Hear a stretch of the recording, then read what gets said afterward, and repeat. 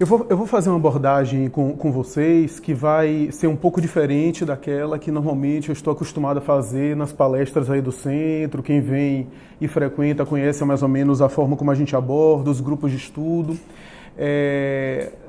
Na verdade, antes de começar, eu tenho na verdade, duas histórias que eu quero dividir com vocês, duas histórias rápidas, né? Em cima dessas histórias a gente vai fazer alguns comentários, né? E depois a gente interage, compartilha e, como disse Patrícia, vocês podem me interromper. Só de antemão, a gente está gravando aqui porque a gente disponibiliza depois esse conteúdo, ninguém daqui vai aparecer, nenhum de vocês, então quem estiver foragido da polícia pode ficar tranquilo porque não vai ser pego por conta dessa gravação, né?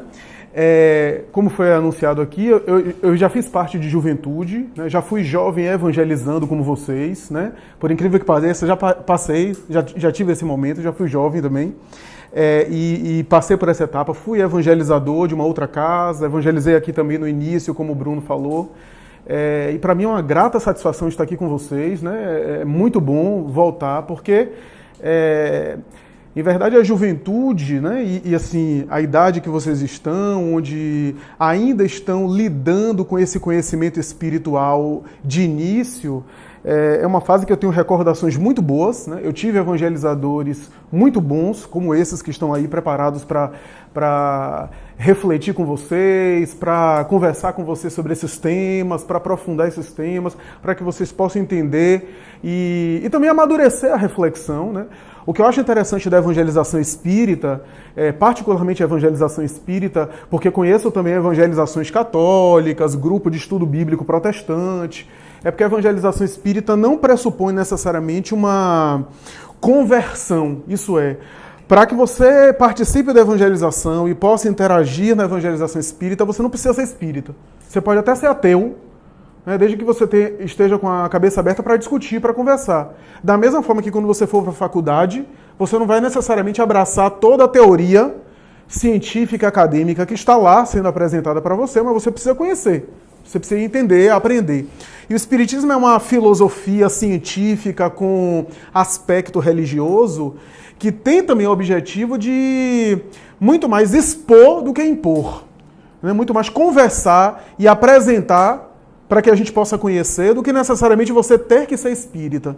Então, isso é um salto qualitativo, porque a gente não vê isso em doutrinas de maneira geral, doutrinas religiosas de maneira geral. Então, na verdade, eu vou comentar com vocês duas histórias rápido, né? E depois disso a gente começa a interagir e refletir, né? Uma delas é uma história que ela é colocada na internet de maneira variada, tem várias edições dessa história, várias versões dessa história. Eu vou contar com aquilo que eu me lembro, e talvez até com um pouco da minha emoção, mas a essência é mais ou menos essa. É uma história que, na verdade, acontece lá no Oriente Médio, lá pela região da Pérsia, Bagdá, aquela região, porque as histórias variam. Uns dizem que é na Pérsia, outros dizem que é em Bagdá, outros dizem que é na Arábia Saudita. Isso varia, mas não importa. O que importa é que havia um homem que era um grande proprietário de uma fazenda, né? Ele era um homem que conseguiu trabalhar muito durante a vida, conseguiu arrecadar muito dinheiro, conseguiu uma posição social muito boa e conseguiu aquilo que na cultura dele, que era uma cultura muçulmana, se acreditava ser a meta de felicidade para aquele que é abençoado por Alá, né? Que é a cultura muçulmana, né? Chama Deus de Alá. Né? E o Maomé é o seu grande profeta. Então ele conseguiu a prosperidade e o sucesso, conseguiu um grande conforto financeiro, né? Muito dinheiro, muita propriedade, muito recurso, muito poder econômico. Casou-se, né? Teve 2 filhos e ele se considerava muito feliz, tinha agora uma idade avançada, né? E estava muito bem, desfrutando, digamos assim, do conforto, tudo. Na tradição muçulmana da época, um religioso que passasse pela região e que pedisse abrigo, até hoje, aliás, no Oriente, né, e no passado também existe essa cultura, recebia abrigo. Era uma forma de hospitalidade, abrir as portas para alguém que passava em nome da tradição espiritual, religiosa, né, do Oriente, tanto israelita quanto muçulmana, porque a tradição de Maomé bebeu um pouco da tradição judaico e hebraico antiga, né? Então, nós temos ali aquele momento em que aquele homem abraça um religioso que passa, ou seja, abraça, o que eu digo abre as portas da sua casa, ele entra na sua casa, fica na sua casa, passa a noite na sua casa. Era um homem religioso que vivia viajando e levando, né, palestras e discursos em torno da doutrina do Alcorão. O Alcorão é a Bíblia dos muçulmanos. E quando ele se hospedou, no dia seguinte, Ali Rafel, que é o proprietário, o dono da casa, esse personagem que a gente está falando, tomou café da manhã com ele, antes de ele prosseguir e viajar. E no café da manhã, no de jejum, né, ele conversando com o homem disse... ele disse para um homem, olha, você deve ser muito feliz, né, porque você conquistou tudo aquilo que você pode conquistar. Só que você se considera um homem pleno? Ele disse assim, eu não tenho mais nenhuma meta, enfim, aquilo que eu pude viver, sofrer, lutar. Quando eu olho para o meu passado, eu não tenho vergonha dele, porque minha história foi feita de dificuldades, de erros também, mas de empenho para me superar e para crescer e conseguir tudo o que a vida pode me dar. E o homem disse, mas você não sabe que na tradição do Oriente, um homem para ser totalmente pleno tem que ter pedras preciosas, tem que ter joias. E eu não vi você em nenhum cômodo da sua casa, é uma mansão muito rica, com pedras preciosas. Ele disse, não, realmente eu não entendo nada disso, nunca procurei olhar para isso, nunca procurei explorar nada disso, eu tenho uma grande propriedade, tenho até recurso para comprar joias. Ele disse, então você não é um homem pleno. Meu amigo, um homem que é fiel a Allah, pelo menos tem que ter um diamante. E começou a conversar sobre diamantes, ele que tinha um certo conhecimento de ourives e de diamantes, e aquele homem, que era um homem simples do campo, que havia conquistado muito poder, mas era um homem simples, não tinha muita cultura, perdeu totalmente a paz. Se perturbou com aquilo, e o religioso, antes de sair, pegou na camisa dele e disse assim, eu estou indo embora, mas lembra-te, com os olhos que aumentaram ainda mais e pousaram sobre ele, lembra-te dos diamantes. E foi embora. Aquele homem não teve mais sossego, só ficou pensando naquilo. Resolveu viajar para buscar diamantes e para conhecer minas, né, lugares de mineração. Fez uma primeira viagem, voltou, não conseguiu o que queria. Fez uma segunda viagem, resolveu separar determinado patrimônio dos seus recursos para viajar e foi gastando o patrimônio.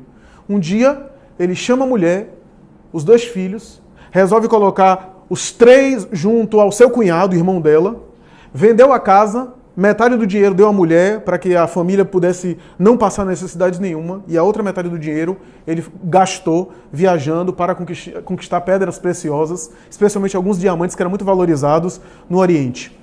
Depois de muito viajar, esse homem, durante uma peregrinação, isso, né, meses que ele ficava sem ver a família, depois voltava a viajar, ele contraiu uma enfermidade, uma doença, e veio a falecer, e veio a morrer. Anos depois, esse mesmo homem religioso, passando pela região, lembra-se daquela casa que ele ficou e que aquele homem havia aberto suas portas para que ele ficasse. Passou pela mesma casa, ele passava pela mesma região de vez em quando e pediu abrigo, só que percebeu que estava diante de um novo dono, o novo proprietário.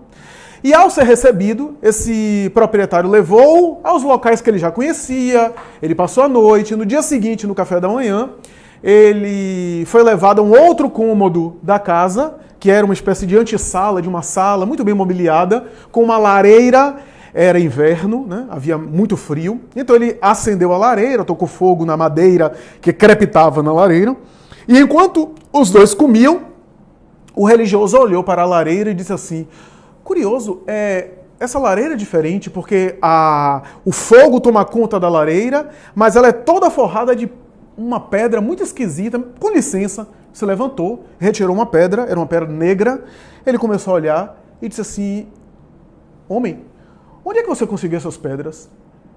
E ele disse, olha, quando eu comprei essa casa, no fundo da casa há uma região muito vasta, e essas pedras muito curiosas, eu achei muito bonitas, estão lá. Os camelos passam por cima, bebem água por cima dela.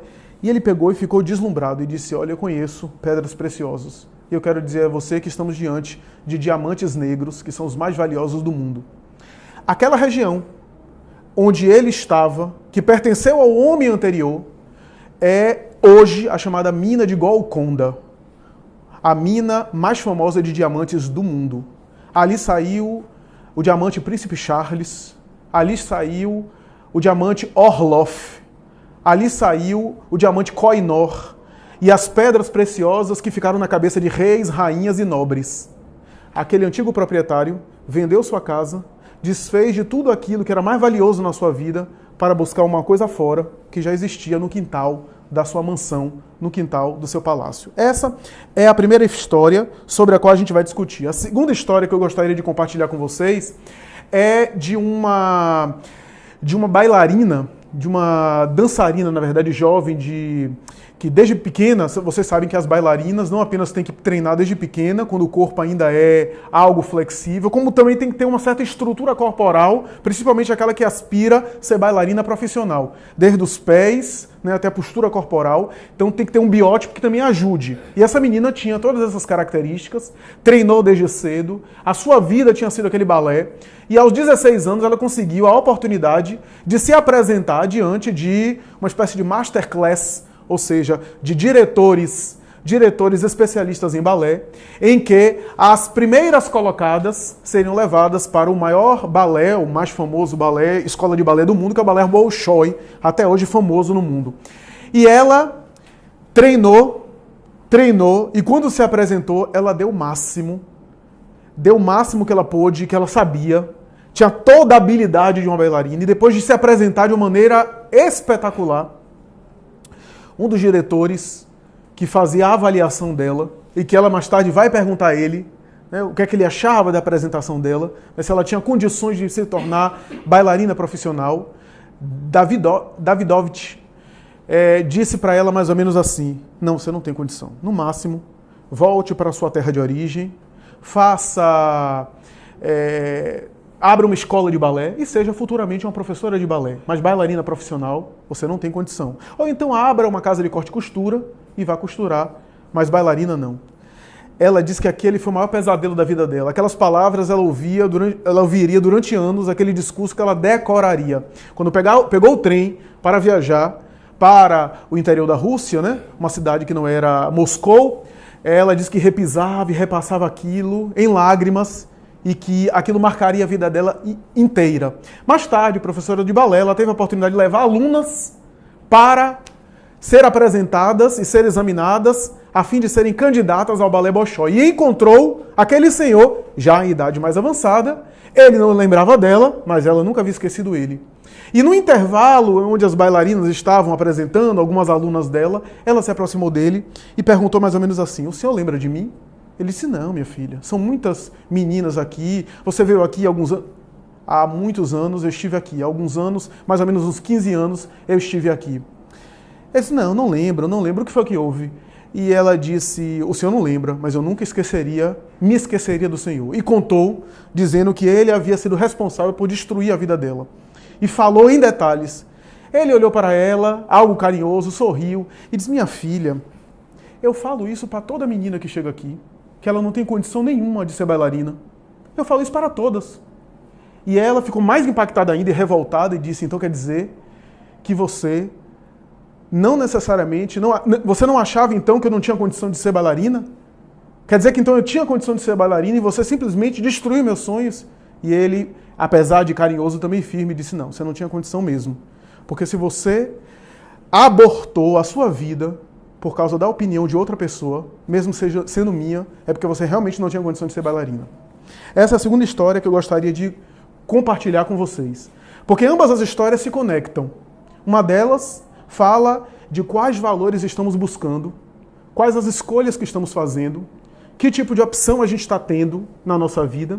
E a segunda tem a ver com o quanto nós deixamos fragilizar e o quanto nós permitimos que outras pessoas interfiram negativamente em nossas vidas. Todos nós influenciamos a vida dos outros e somos influenciados. Ninguém está livre de ser influenciado. Mas até que ponto nós permitimos essas influências? E de que modo a gente influencia a vida de outras pessoas? Essa é uma das perguntas que a gente precisa fazer.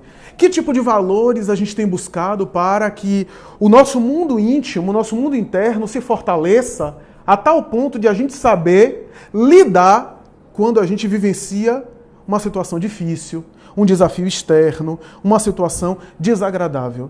A verdade é que nós temos a tendência de termos muitas buscas externas.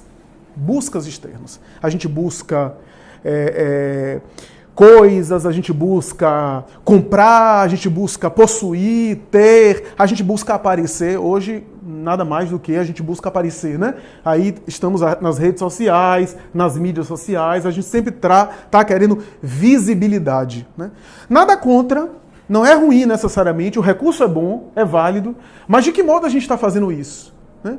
Que tipo de visibilidade a gente está querendo? E o que é pior? Como é que a gente busca essas buscas externas, né, sem necessariamente o suporte, o amparo, né, e as motivações ou as intenções, ou seja, para que você está fazendo determinadas coisas? Eu já tive a idade de vocês, é 14, 15, né? 13 e 14. E eu sei que é uma idade muito difícil, né? É uma idade muito difícil. É uma idade que existe uma sensibilidade muito grande para o que os outros falam e os outros dizem. Normalmente nós somos muito afetados por qualquer coisa, né? Com essa faixa etária, nós ligamos e damos muita importância se alguém diz alguma coisa sobre nós, seja para o bem, positivamente, seja negativamente. Essa é a idade que a gente quer se sentir inserido, que a gente quer estar, né, nos grupos aos quais a gente se identifica, né? Então, é um menino que quer se achar o máximo, que quer estar inserido no grupo específico, é a menina que quer ser popular da escola. Tudo isso é perfeitamente compreensível, nada contra, mas de que modo a gente faz isso? Porque a verdade é que às vezes a gente acaba ouvindo histórias que não são verdadeiramente aquelas histórias, e a gente leva aquelas histórias conosco de uma forma sem refletir. O que eu quero dizer é que a gente deve escutar tudo, inclusive os amigos, porque os amigos podem nos dizer coisas que chamem a nossa atenção para equívocos e para situações que a gente não estava prestando atenção. O amigo pode ser excelente, inclusive para ajudar a gente a corrigir um erro. Só que é necessário examinar. É necessário que a gente pense com a nossa própria cabeça. A gente ouve todo mundo, escuta todo mundo, mas analisa e avalia por si mesmo. Mas como é que a gente faz isso se a gente não tem as próprias convicções? Se às vezes a gente não sabe nem o que quer? Se a gente não tem ainda o parâmetro do o que é que eu quero para a vida? Né? O que é que eu quero da vida? O que é que a vida quer de mim? Né? Quais são, digamos assim, o conjunto de coisas que eu preciso fazer para ser feliz? Né? Será que para eu ser feliz, eu preciso fazer o que todo mundo faz? Tem um livro que eu gosto muito que costuma dizer o seguinte: se o que todo mundo fizesse ou o que todo mundo estivesse vivendo fosse normal, numa época em que todo mundo tivesse gripado, o normal seria ter gripe. E o anormal seria não ter gripe. Então, o normal não é necessariamente todo mundo fazer. E eu sei que essa ideia, né, nos seduz, nos pega de tal forma que às vezes a gente acaba ficando distraído para as coisas que são essenciais, né? Porque normalmente as mídias em geral, não apenas a televisão, mas as mídias sociais, eu sei que vocês não assistem muito televisão, vocês assistem YouTube, né? E seguem os youtubers famosos. Mas tudo isso é importante, é bacana, mas assim, o budismo tem uma colocação que eu acho interessante, que é o seguinte: as coisas do mundo externo nos distraem.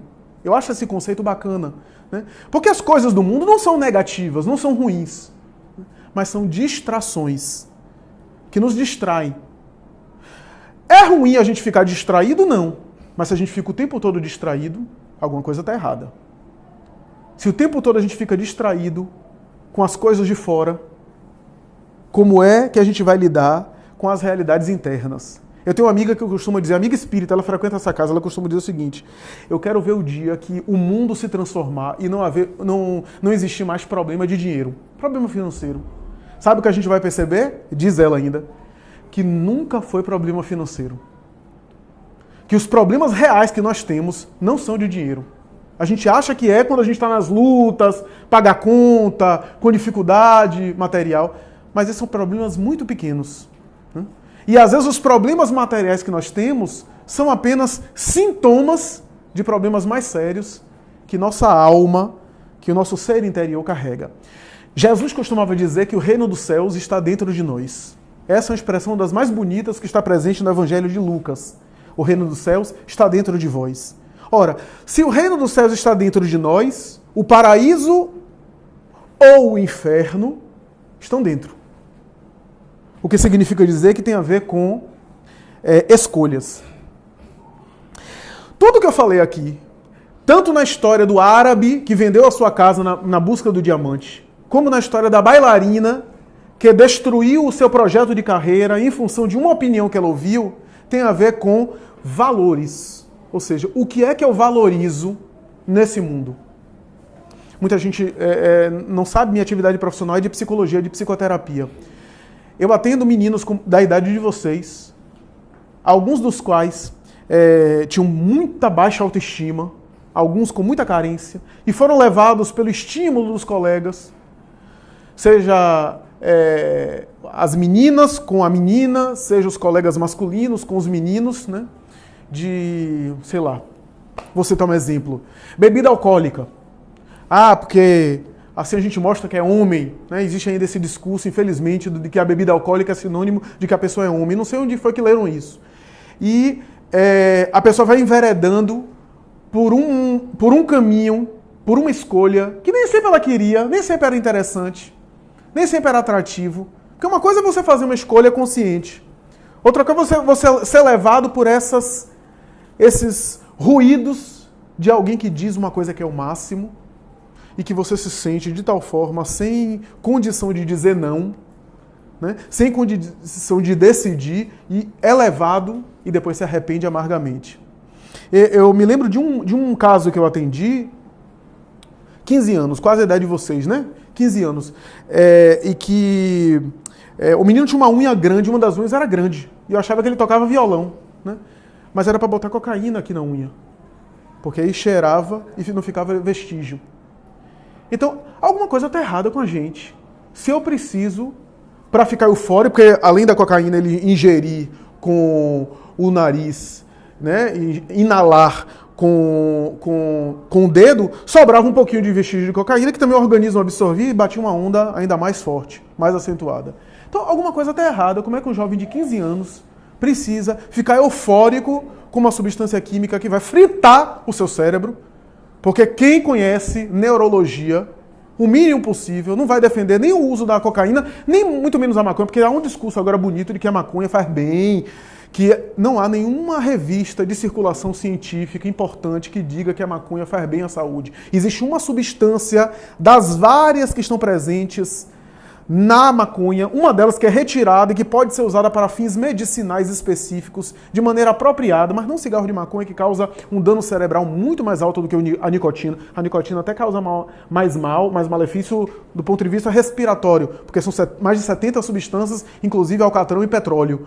Mas não há nenhuma confirmação científica que a maconha faz bem, que produziu bem-estar, saúde humana, etc. Pelo contrário, há pesquisas muito fortes dizendo que, inclusive jovens da idade de vocês, até mais ou menos os 16 anos, utilizando o haxixe ou a maconha, tem 300% de chance a mais de desenvolver um transtorno mental como psicose e esquizofrenia na vida adulta. Uma pesquisa recente que saiu, inclusive, nas mídias aí. Então, nós temos uma propaganda muito séria, né, que envolve vocês, inclusive, porque é um mercado consumidor, né, não apenas de drogas ilícitas, mas de bebida alcoólica também, né, de cigarros. Né? Então, existem os cigarros mentolados, né, os cigarros com substâncias para disfarçar, ou então as bebidas, que são as bebidas... Porque, na verdade, o paladar do jovem quase sempre não é um paladar que se atrai com bebida alcoólica, né? Se atrai por coisas doces, né? E a bebida alcoólica normalmente não é agradável para o jovem, né? Então coloca aí bebida alcoólica com sabor de não sei o quê, né? Essas bebidas ice, que é uma forma de capturar vocês e gerar pessoas viciadas. Quer ver uma coisa? 95% dos alcoólatras começaram a beber na idade de vocês. São raros os alcoólatras que depois da juventude, na vida adulta, que bebem de maneira moderada e que desenvolvem uma compulsão. A dependência alcoólica quase sempre começa nessa formação inicial. Onde o jovem porque é tímido, o menino porque não consegue chegar numa menina para namorar de cara, como se diz, aí enche a cara para ter coragem para perder a timidez e pedir a menina em namoro, paquerar, ficar, sei lá o que. Nem sei mais como é que vocês... Porque agora não é nem ficar, tem um outro nome aí, né? Crush, pronto. E tem agora uma modalidade de crush, né? Crush que é paquera e crush que é sério, né? Eu tenho ouvido aí... Mas, enfim... Então, aí vai utilizando essas substâncias como uma forma de lidar com a timidez e com o estresse. Mas por que tudo isso? Por que a gente está falando tudo isso? Porque, em verdade, nós não fazemos essa experiência de nos conhecermos, de saber quem somos, de saber o que é que a gente precisa melhorar, o que é que a gente precisa fortalecer em nós, né? O que é que a gente precisa fazer para, como uma bailarina, se alguém chegar perto de você e começar a desanimar você, você tem forças para não se afetar? Você tem reservas internas para alguém começar a esculhambar você e você ficar em paz e não ser afetado por aquilo, dizer que você não vale nada, começar a fazer bullying com você? Você tem forças internas de não reagir? Então, a proposta de se autoconhecer não é uma proposta apenas de ficar fazendo meditação e rezando. É uma proposta que dá forças ao indivíduo. Que o indivíduo fica forte para enfrentar embates. Porque eu vou dizer uma coisa que eu acho que vocês já sabem, mas quem não souber, me desculpe se for pego de surpresa. Todos nós experimentamos embates. Mais cedo ou mais tarde, todos nós enfrentamos testes. O Espiritismo diz que a vida nesse mundo é uma escola. E escola é avaliação. Escola é teste. Escola é se submeter à prova. E para eu me submeter à prova, eu me exercito antes, eu estudo antes. Quem faz o Enem, eu sei que não está na fase de vocês, mas quem faz o Enem, quando vai fazer o Enem, é porque estudou antes. Essa prova são os desafios sérios da vida. É um problema de saúde, é um problema de família, é um problema de relacionamento, é um problema emocional nosso, né? Quantos de nós estamos com conflitos de ansiedade, com sintomas de depressão, com sintomas de tristeza? É necessário que a gente, portanto, tenha essa noção. Né? Tenha essa noção. Chico Xavier costumava dizer o seguinte: nunca desanime a ninguém. Então, em qualquer experiência que o outro esteja, tenha cuidado para não desanimar. Estimule sempre. Mesmo que de maneira imperfeita, a pessoa está caminhando. Mas como é que a gente vai lidar se alguém nos desanima? Então, eu acho que essas questões a gente precisa pensar. Porque na hora do desespero, minha gente, quando a gente está desesperado, quando acontece uma tragédia, um familiar morre, uma doença na família, um problema financeiro, onde a nossa vida financeira se torna mais difícil dentro de casa. Nossos pais, por exemplo, um pai perde o emprego, né? Ou uma mãe perde o emprego, a situação muda dentro de casa, né? Ou alguma outra coisa. Na hora do desespero, a gente vai reagir com aquele patrimônio que está mais arraigado, que está mais forte dentro de nós. Então, quando a gente está bem, o ideal é que a gente fique fortalecendo aquilo que vai se arraigar, aquilo que vai se enraizar. Porque na hora do desespero, a gente reage com aquilo que a gente mais alimenta. Então, isso é importante. Por exemplo, eu conheci uma pessoa, eu tinha uma amiga muito querida, uma verdadeira irmã, né? Eu conheço a família toda, e ela inclusive frequentou essa casa uma época, era uma pessoa muito boa, etc., mas tinha uma tendência depressiva, tinha uma tendência ao humor deprimido. Né? E a ideia de querer morrer por conta de uma depressão que de vez em quando rondava na cabeça dela era muito forte. Passava pela cabeça dela. No dia a dia ela diz: não, Deus me livre, eu sou espírita. Não faço um negócio desse. Mas querer realmente viver, assim, não era que ela queria morrer, mas ela queria que a vida levasse. porque estava com uma depressão, não tinha muito tratamento, também não se permitia ser tratada. Enfim, no momento de desespero, ela teve um surto e se suicidou. E as pessoas perguntavam, como é que ela se suicidou? É porque no momento do desespero a pessoa fica irracional. E aquilo que vinha alimentando internamente, joga para fora. Joga para fora. Então, mas por que isso? Porque a gente não se conhece. Não conhece nem o lado bom, nem aquilo que a gente é capaz de fazer e está guardado. Porque às vezes tem muita coisa que está guardado que ainda não foi cutucado porque a gente não foi testado. Lembra da prova que eu estou falando? Nós somos pessoas que vivemos de hábitos. De hábitos. O hábito é que faz o nosso comportamento. Ninguém muda um comportamento de um dia para o outro. Então, para você mudar, vocês que têm aula de matemática, por exemplo, qualquer professor de matemática, porque isso é básico, vai falar o quê? Que matemática não é apenas aprender a fórmula, mas é fazer questão. Basta você saber a fórmula para você ser bom em matemática? Não basta. Por que fazer questão? Porque na questão você vai exercitar, vai dominar mais o conteúdo. Matemática é conseguir exercitar, o exercício das questões. Na experiência intelectual e moral é a mesma coisa. Porque eu sei o que eu devo fazer, mas eu preciso exercitar. E olhe que gente grande sabia disso. Por exemplo, o apóstolo Paulo tem uma epístola dele aos Romanos que ele vai dizer: o bem que eu tanto quero, eu não faço. E o mal que eu não quero, eu acabo por fazer. O que é que ele estava dizendo? Ele estava dizendo aquilo que em psicologia é chamado de ambivalência. Eu sei o que é certo e o que é errado e nem sempre faço. Quantos de nós sabemos, mas acabamos por fazer outra coisa? Até em coisas bobas. Né? Você sabe que não deve se alimentar mal, mas vai você só comendo gordura. Só comendo doce. Por quê? Porque é mais gostoso. Então, da mesma forma, os hábitos morais para serem modificados precisam ser exercitados. Exercitados. E para ser exercitados é necessário que você tenha a noção da relação que você tem com você mesmo. Sabe o que os grandes especialistas do comportamento falam? Que a relação que você estabelece com você é a referência para a relação que você estabelece com o outro. A forma como você lida com você mesmo vai acabar derramando, vai acabar projetando na relação com o próximo.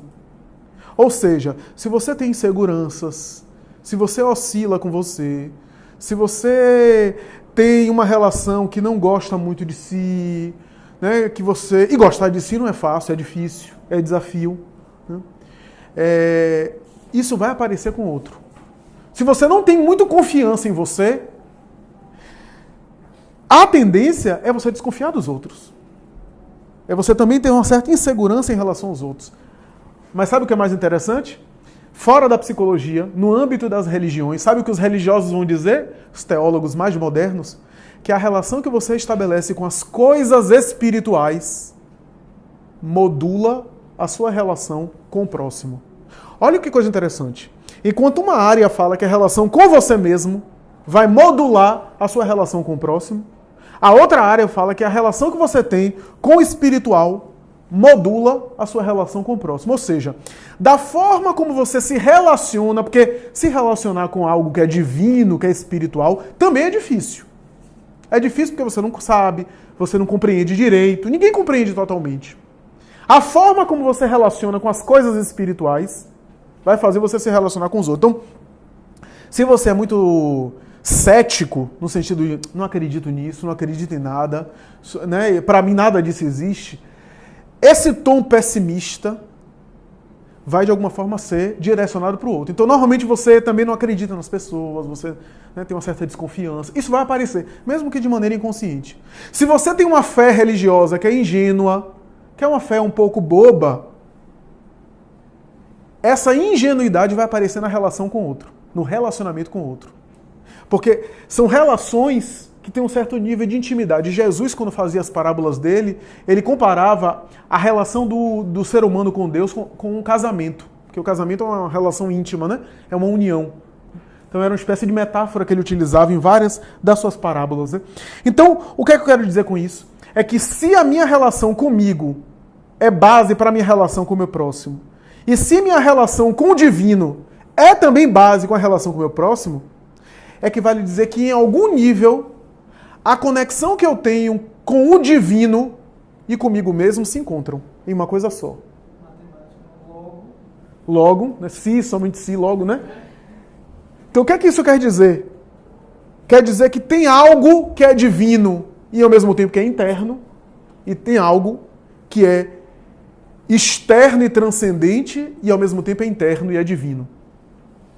Kardec, em O Livro dos Espíritos, tem uma questão, a 621, ele vai perguntar onde está escrita a lei de Deus, e os imortais, os espíritos, respondem na consciência. Essa questão talvez ajude a gente a entender. Porque se a minha consciência tem a lei de Deus, ao acessar a minha consciência, eu estou acessando a mim mesmo, estou também acessando a Deus, estou acessando ao transcendente. Isso quer dizer que se você não acredita em Deus, se você não tem uma concepção específica do espiritual, não tem tanta importância agora. Não faz tanta diferença agora. Mas é importante que você tenha domínio sobre você mesmo. Domínio sobre você mesmo. Tem um texto atribuído a Sócrates, o pai da filosofia ocidental, que ele diz o seguinte, que liberdade verdadeira é você dizer não a você. Porque se você não consegue dizer não a você, você não é livre. Você é escravo dos seus desejos. Se você não consegue dizer não ao desejo que você tem, se você não consegue negar o desejo que você tem, você é tomado pelo desejo. Então você não é livre.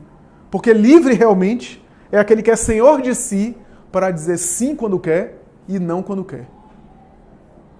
A pessoa livre é isso. Porque ele consegue ter domínio de você mesmo. Agora, nós vamos conseguir ter domínio de nós mesmos de uma hora para outra? Não. Ninguém consegue. Ninguém consegue. E é por isso que é necessário essa tentativa da gente se conhecer. No Livro dos Espíritos, que eu acabei de falar, tem uma questão que Kardec pergunta o seguinte. Qual é o meio prático mais eficaz para o ser humano se melhorar nessa vida, resistir à atração do mal e ficar bem após a morte? É mais ou menos essa a colocação que Kardec faz. E os espíritos respondem mais ou menos assim. Um sábio da antiguidade já havia dito, conhece-te a ti mesmo. O sábio é Sócrates. E aí Kardec vai dizer, ora, mas o conhecimento de si mesmo, o autoconhecimento é essencial. Mas como é que a gente faz para se conhecer? Como é que a gente faz para se melhorar? Né? Porque o difícil é se conhecer. E aí Santo Agostinho, um dos espíritos da equipe, responde o seguinte, no final de cada dia, faça um exame e pergunte a você mesmo o que foi que você fez e o que é que você precisa melhorar. Ao final do dia, faça uma avaliação.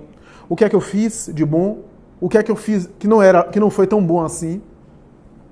Para que no dia seguinte eu possa me corrigir daquilo que não foi tão bom e melhorar. Aquilo que foi bom, melhorar ainda mais. Faça uma avaliação. Todo final do dia, faça uma avaliação. O que é que eu fiz hoje? E Agostinho ainda diz assim, se no final do dia você perguntar se Deus me chamar agora para a vida espiritual, como é que eu iria? É uma colocação interessante. Por quê? Porque tem a ver com como é que eu me vejo. Como é que eu me vejo? Se eu perguntar aqui a cada um de vocês como é que você se vê, eu tenho certeza que vai haver muita dificuldade.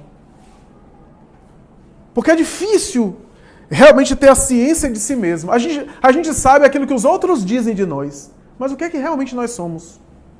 O que é que a gente precisa saber da gente?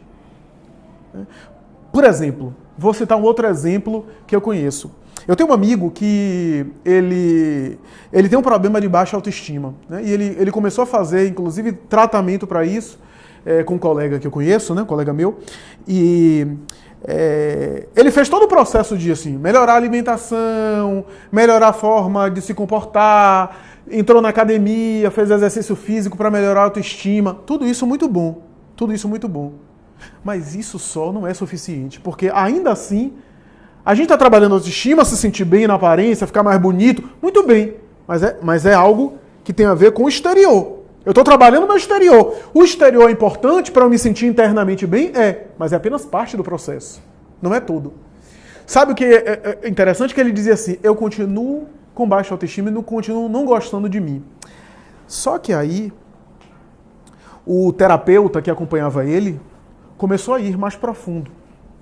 E aí percebeu, né, que ele tinha um comportamento muito complicado. Muito complicado.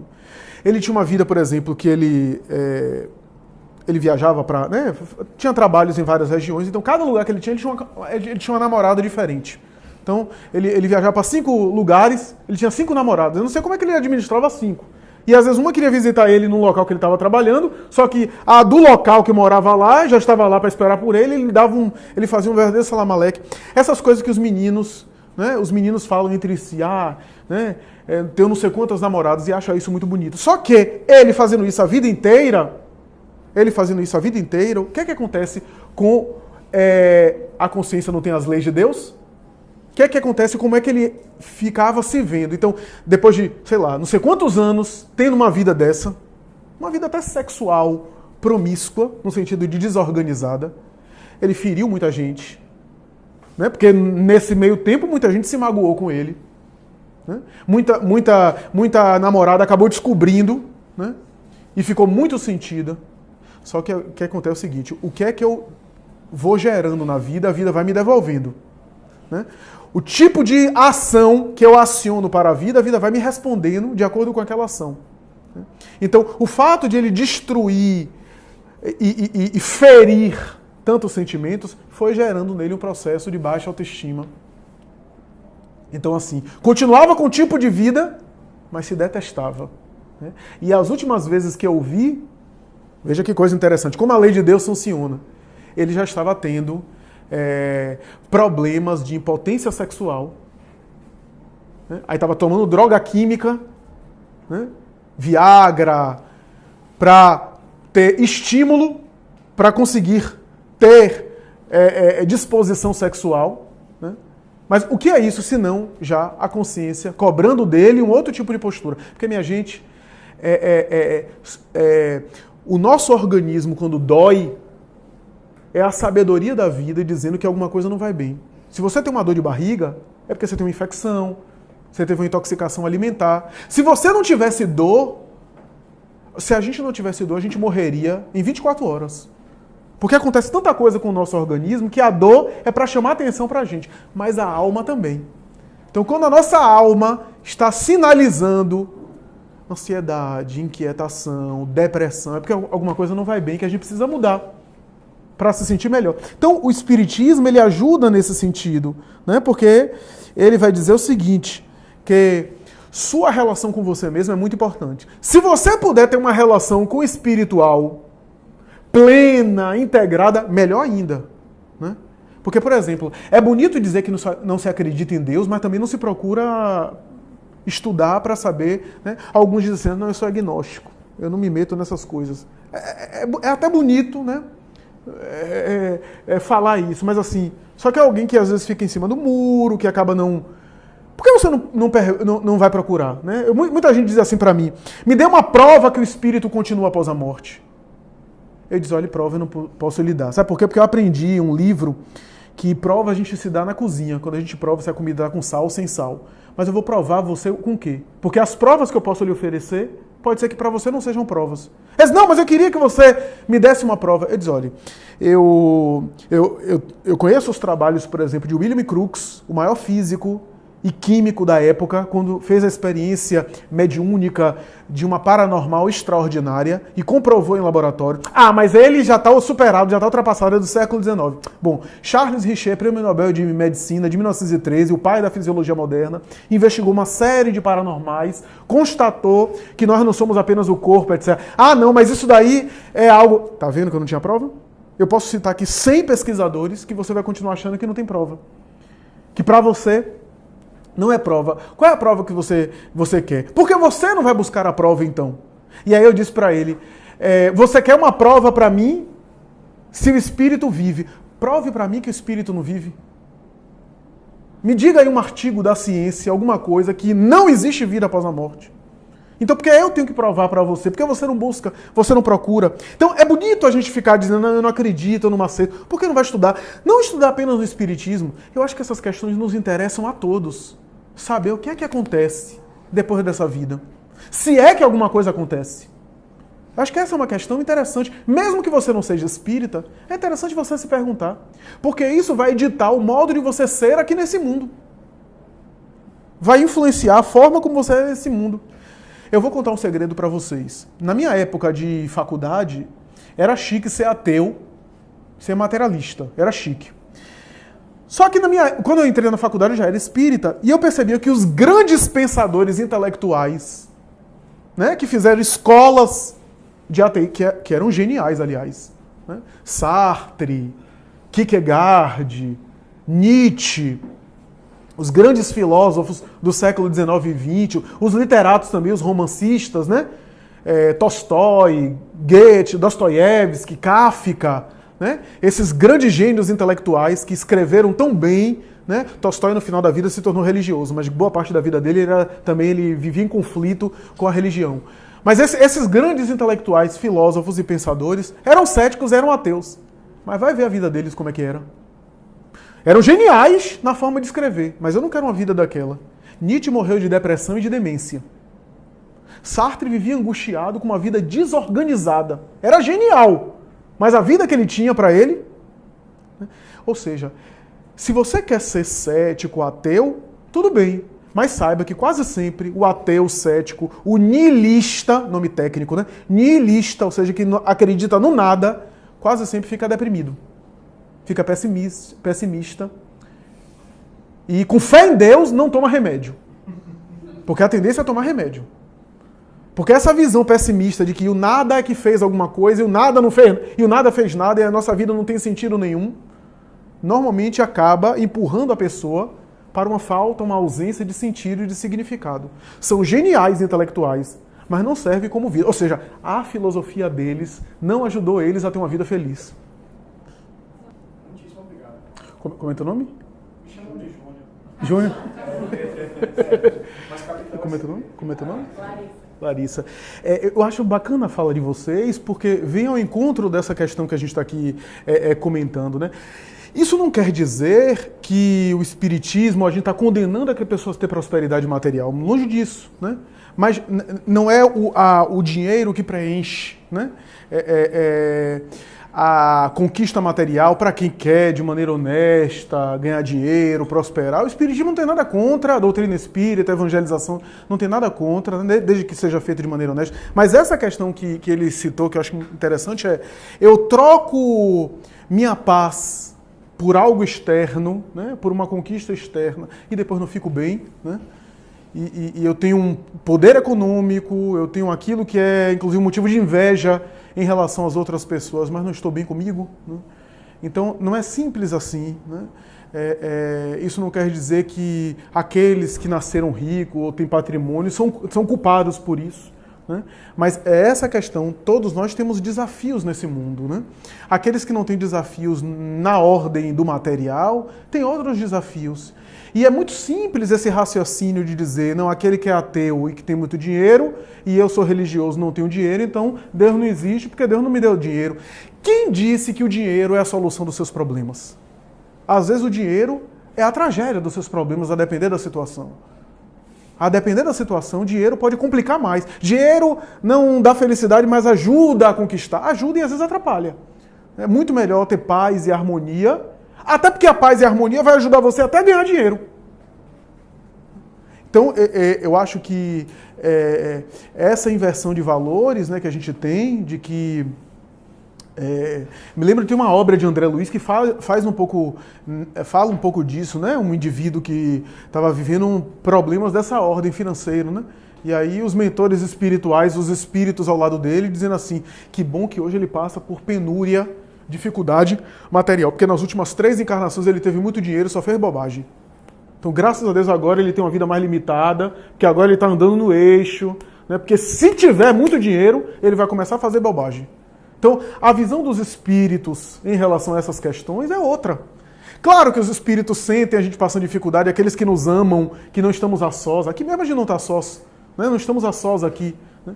Então, eles se aproximam de nós, eles nos ajudam, mas eles têm outra visão. Uma visão de alguém mais experiente, né? Que sabe que aquele aborrecimento que a gente tem, para eles não deixam de sentir, de solidarizar conosco, Mas a visão que eles têm para aquele aborrecimento é muito diferente da visão que a gente tem. Né? É a mesma coisa de você hoje, né, quem tem irmão menor aí, eu tenho um menino de 2 anos. Leve uma criança de 2 anos e explique para ela que é bom ela tomar injeção, a vacina. Pois é, aí. Então tente explicar isso, né? Que é bom, né? Que é pro bem dela. Né? Então, às vezes na vida, a gente está tomando vacina, né? Então é mais ou menos essa a ideia. Né? Essa é a ideia.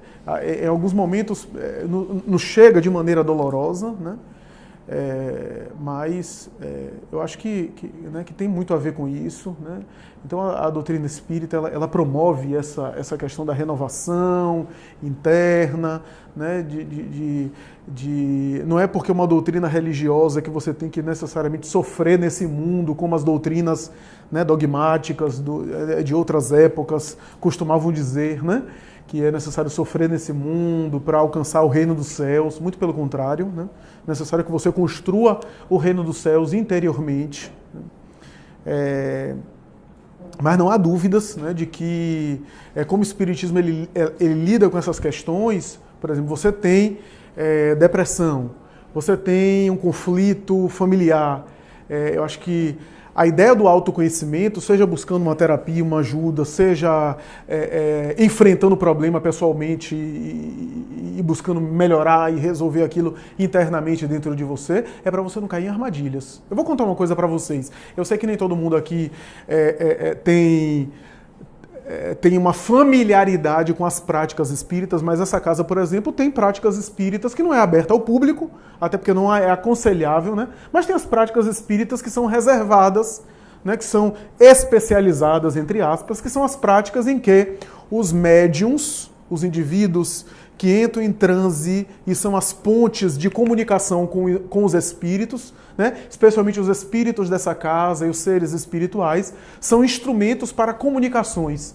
E normalmente há nessas reuniões, chamadas reuniões mediúnicas, alguém que dialoga com os seres espirituais quando é uma comunicação de voz, né? Chamada tecnicamente comunicação psicofônica, né? Porque eu utilizo o aparelho fonador do médium. E eu me lembro que quando eu estava começando nesse tipo de tarefa, uma entidade espiritual que se comunicava pelo médium me disse mais ou menos assim: eu fazia um trabalho com juventude espírita como esse, e o espírito dizia assim, era um espírito ignorante, um espírito... Meus amigos, do ponto de vista do espiritismo, a vida que a gente tem aqui é muito semelhante com a vida espiritual. Ou melhor dizendo, a vida material é que se assemelha à vida espiritual. Então, quando você lê as obras de André Luiz, quem já leu, já consultou a obra de André Luiz, que vê lá as regiões desorganizadas, que não é inferno, viu? Muita gente acha que as obras de André Luiz, quando fala do umbral ou de regiões umbralinas, desorganizadas, é o inferno dos católicos. É muito diferente o conceito. São regiões de desequilíbrio, porque as almas estão em desequilíbrio e ficam ali quando querem. Quando quiserem mudar, saem do desequilíbrio. O inferno católico e medieval é um local de chamas e de punição eterna. É muito diferente. Oi? Definitivo, punitivo, inclusive, né? Então, quando o André Luiz... eu vejo pessoas dizendo assim, eu li André Luiz, não acreditei muito naquele negócio não, aquelas regiões desorganizadas, aquela perturbação, aquilo dali é fantasia. É fantasia? Você já visitou uma Cracolândia? Vá para uma Cracolândia e veja se não é bem parecido com a descrição que o André Luiz faz. É igual. O que existe nesse mundo aqui é uma cópia imperfeita do que existe lá. Aqui não existe crime organizado, lá existe máfias internacionais também.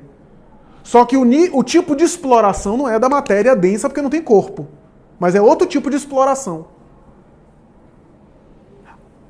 Quando esse espírito se manifestou, um espírito ignorante, despeitado, voltado para o mal, e ele me disse mais ou menos assim. Ele usou uma figura que eu fingi que eu não entendia, né? Porque eu tinha o quê? 17 anos, quando eu comecei no exercício da prática mediúnica, ele me dizia assim, sabe o que a gente faz?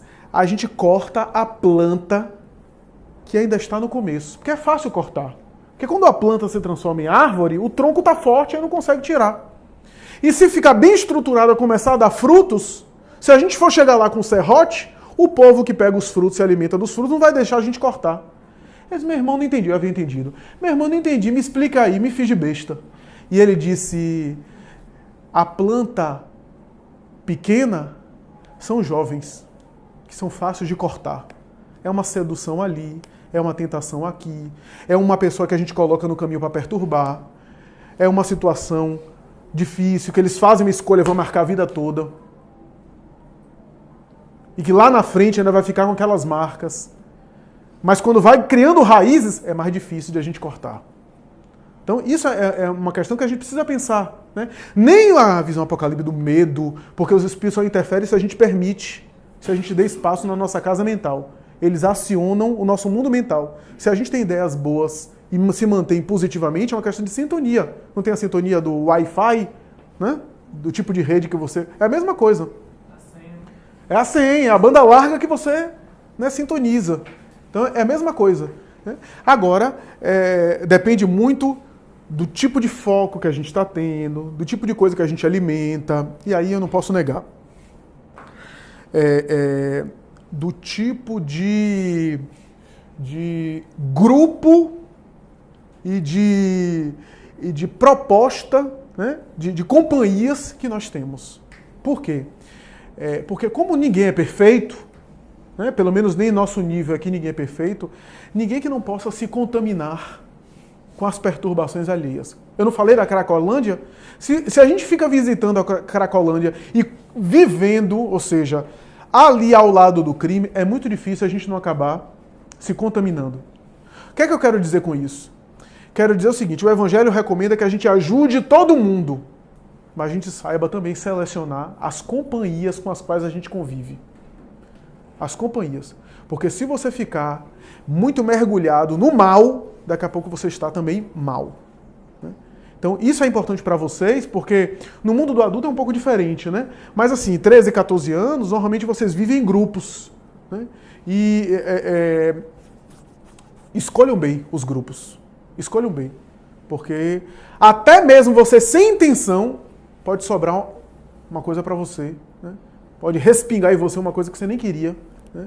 A depender do tipo de mentalidade. Então, se tem um amigo que está usando droga, se tem outra que está se entregando sexualmente a uma vida desorganizada, né? Se quer se prostituir, tenha amizade, ajude se precisar, socorra se tiver ao seu alcance, mas cuidado com muita intimidade, porque o que eu recebo de jovem que diz assim, não, eu namorava com ele fumava maconha e eu queria, na verdade, mudar ele, só que agora eu tô fumando maconha também.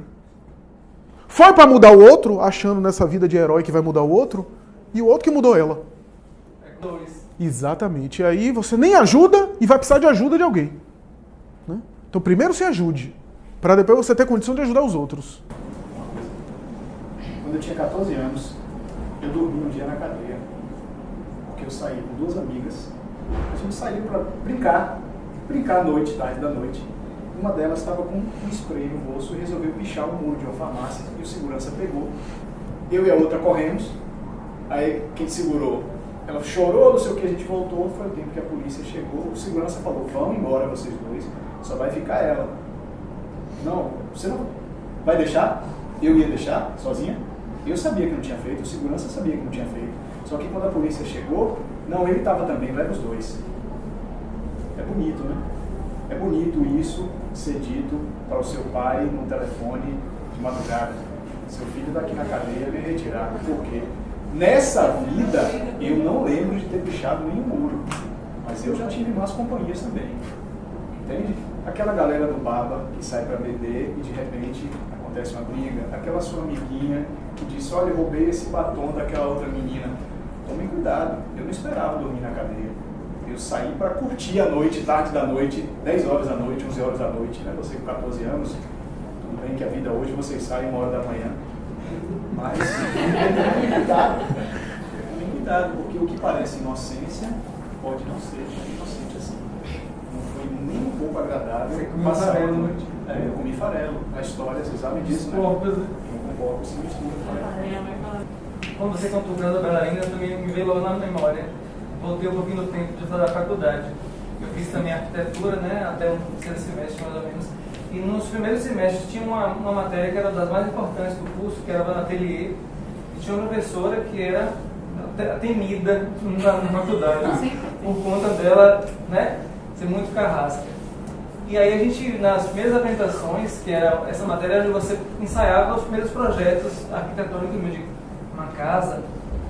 Aí as primeiras pessoas que apresentavam lá, tinha uns meninos lá para apresentar, e a professora foi parecida com esse professor da bailarina. Chegava assim para mim, sem dó e piedade, assim, ó, você não serve para arquitetura não, vai cozinhar, vai ser cozinheira na vida. Agora falava sério, assim.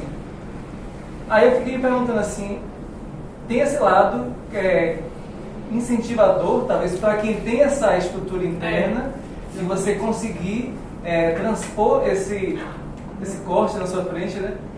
Mas também, se você não tiver cuidado, essa pessoa pode realmente esmorecer e se deprimir e sei lá o que acontecer, né? Vou trazer um bolo com pimenta para vocês. Pois é.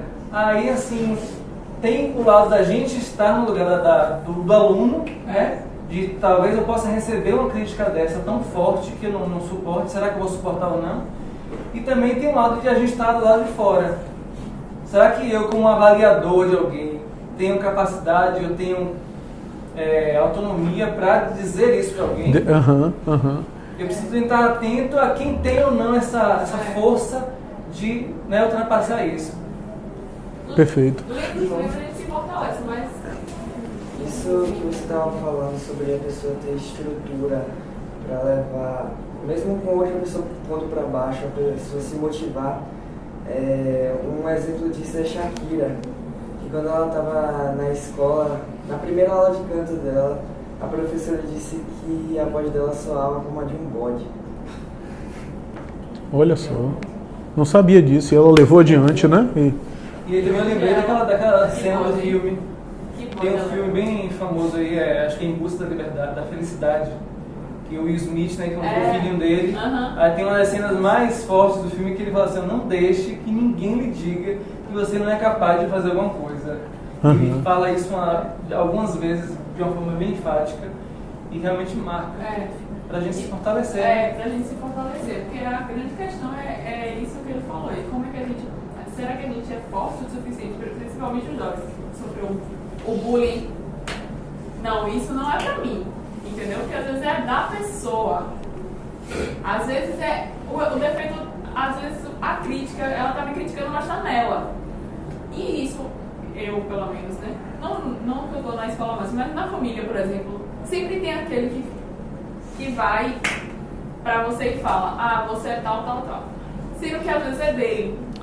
Só que às vezes a gente, num momento frágil, pega aquilo ali como verdade, entendeu? E aí, como é que eu acho que o maior desafio, então, nesse caso, é a gente não mais do que o outro nos avaliar, é nós nos avaliarmos. Isso. Né? Eu tenho a capacidade de dizer assim, pra mim agora não dá fazer tal coisa, ou eu preciso ainda andar um pouquinho para realizar.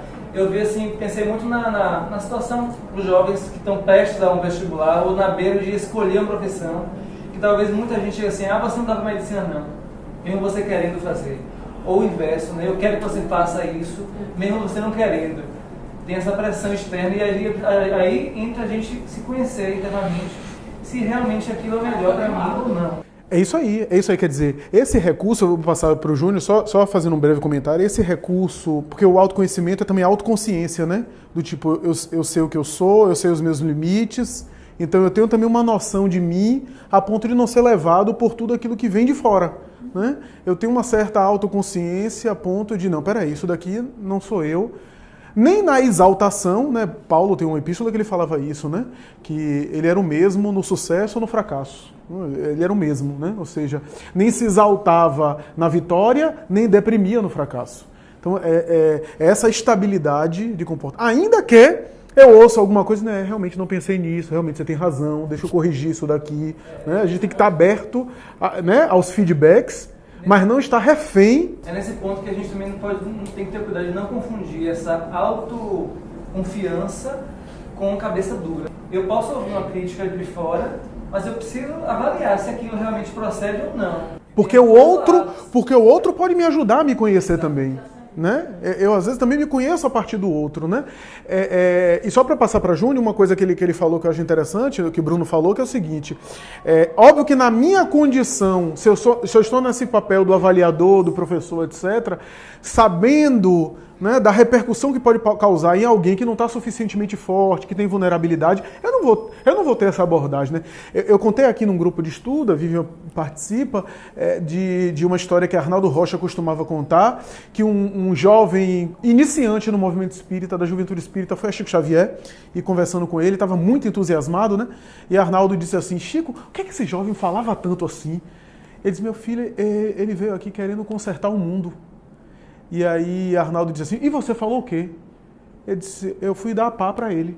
Ele saía varrendo o mundo, saía consertando o mundo. Quer dizer, Chico, ele não desanimava ninguém. A pessoa vinha com um projeto assim de mudar a terra, uma coisa que a gente sabe que não é bem por aí, mas ele não desanimava a pessoa, não, estimulava. Por quê? Porque a pessoa vai, em vez de deprimir a pessoa e a pessoa se ficar frustrada e voltar ao zero e não fazer nada, ele ia estimulando, que ao tempo a própria pessoa na experiência ia aprendendo, corrigindo. Então, claro que a gente não deve desestimular ninguém, mas quando a gente está do outro lado, a gente não sabe como é que o outro vai, né, lidar com isso, né? A gente, para fortalecer essa autoestima, esse autoconhecimento, então, realmente voltar para si, porque como é que a gente fortalece isso, entende?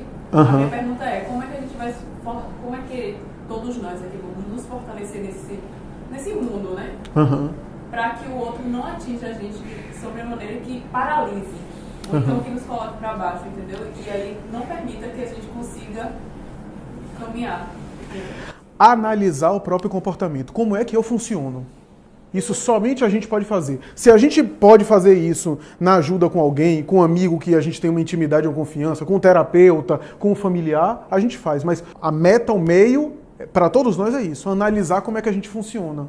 Pensamento é um tema muito complexo, porque quando a gente fala em pensamento, a gente está falando de várias coisas com um termo só. Né? Porque a gente tem esse pensamento que vem, que é uma coisa, tem um pensamento que não necessariamente são imagens, né? Tem outros que são por imagens, né? Tem pensamentos que são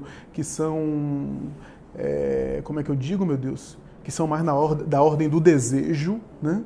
Tem outros que são elaborados, que são intencionais, que são fabricados, né? Tem as inspirações espirituais, que também são, né, acionadas. Tem os clichês do inconsciente que são liberados, né? Memórias, inclusive antigas, alguma coisa, algum gatilho que libera uma memória, né? Então, não é simples falar de pensamento. Por isso que quando Kardec examina essa questão do pensamento em O Livro dos Espíritos, em O Evangelho, ele tem muito cuidado em não cair no mesmo erro que algumas religiões caíram, que é estabelecer uma espécie de briga contra o pensamento, né? Que alguns religiosos estabeleceram isso, que gerou neurose, que gerou muito conflito nas pessoas, essa ideia de ficar se policiando, né? Essa ideia de ficar se policiando de maneira neurótica, né? de maneira paranoica, né? Essa ideia de estabelecer uma espécie de guerra declarada contra os pensamentos. Isso é terrível. Isso gera adoecimento, isso gera somatizações. Né? A ideia, mais ou menos, eu estou resumindo bastante, mas o tema é muito mais complexo, aqui levaria o dia inteiro só para falar desse tema. Mas a ideia, mais ou menos, é a ideia da câmera, da televisão, a ideia do fixar. Né? Por exemplo, quando você está passando, sempre dou esse exemplo, quando você está passando os canais de televisão, você muda de canal, você não sabe o que é que vai encontrar na próxima imagem. Pode ser que uma imagem venha e que tenha uma notícia de um crime, né, uma imagem grotesca, uma situação, né, agressiva, para a qual você não estava nem preparado naquele momento, ou que você não foi buscar intencionalmente, mas veio. Quando você visualizou, já está no mundo mental. Então a metáfora da televisão é interessante nesse sentido. Agora, você ficar no canal ou trocar, você tem essa escolha de permanecer no canal ou de trocar. Às vezes há imagens que passam pela cabeça, não são negativas. Joana de Ângeles tem uma obra que ela examina a parábola do filho pródigo do Evangelho de Lucas, e tem um trecho, não estou me lembrado agora o nome da obra, Em Busca da Verdade. E em determinado trecho ela vai dizer o seguinte, que às vezes é muito comum a criatura, inclusive na religião, vai parar para concentrar, para meditar, para orar, para fazer alguma mentalização, e de repente vem um monte de pensamento negativo na hora. Um monte de coisa, alguns pensamentos até que a pessoa se escandaliza. Meu Deus, que eu estou pensando nisso agora, eu estou fazendo uma prece, estou orando, estou meditando e vem isso. E ela narra no livro que isso não é negativo. Às vezes, aquilo são conteúdos que estavam armazenados, que no momento que você vai concentrar, que você vai orar, eles são liberados como se fosse numa catarse, como acontece nos sonhos, que nos sonhos a gente libera algumas coisas, né? Freud tinha razão em parte em dizer que os sonhos são manifestações de desejos reprimidos. Às vezes a gente sonha com coisas que a gente deseja e são liberados no sonho como se fosse uma espécie de desabafo, né? Então ela diz que não é negativo. O que é negativo é quando a pessoa se escandaliza e reprime, porque é como uma mola, empurra a mola e a mola volta com mais força. A ideia é, né, tomar consciência. O autoconhecimento, o Bruno falou muito bem, o autoconhecimento é aceitação, autoaceitação primeiro, porque eu só mudo uma coisa que eu reconheço em mim. Né? Eu só melhoro uma coisa que eu reconheço em mim. Seja melhorar as virtudes que já existem, seja corrigir os vícios, os equívocos. Né? Então, mas primeiro eu preciso me aceitar. Né? Então, aceitar as imperfeições que eu tenho, mas não se acomodar com elas. Né? Acho que é positivo isso, né? Algo que é saudável. Né? E o pensamento não é simples nesse sentido. A modificação do pensamento é muito mais de fixar-se do que de ficar brigando com o pensamento. Então, nem sempre eu vou conseguir controlar os pensamentos que me chegam, mas eu posso escolher não me fixar nele ou escolher o que é que eu vou alimentar. Porque essa ideia de a gente entender a nossa própria natureza não é simples, não é fácil. Porque Agostinho, Kardec até cita isso no Livro dos Espíritos, né? A gente tende a adorar a pílula. Ele não fala dessa forma, eu estou traduzindo numa linguagem nossa aqui, tá? Mas a gente tende a romantizar o negócio, né, a colorir a coisa. Então, um erro que era para a gente estar admitindo, para corrigir, a gente até, né, mascara, diz até que é bonitinho, ou todo mundo faz. Né, então, a gente tende a transformar isso. Então, não é fácil a gente se olhar. Né? E para conseguir isso, essa ideia de anotar, de estruturar, vai tornando a coisa mais organizada, mais clara. É o único método? Não. Kardec diz lá, é um dos métodos. Né? Ele queria um método prático e eficaz. Né? Mas pode ser feito de outra forma. Né? Porque a verdade é que o equilíbrio... Me lembra teu nome? João. O equilíbrio, João, não é um estado de inatividade exterior. Né? É uma atitude de bem-estar, mesmo diante da tempestade. Sabe aquele ditado que mar tranquilo não faz bons marinheiros? Né? O bom marinheiro é bom por conta de enfrentar mares revoltos. Né? Mais ou menos isso. Então a paz, né, verdadeira, aquela paz que até o Cristo falava no evangelho dele, é uma paz que eu posso estar cheio de coisas para fazer, mas por dentro eu estou em paz. Eu estou cheio de obrigações, eu posso estar até com preocupações, mas a forma como eu lido com isso é que é diferente.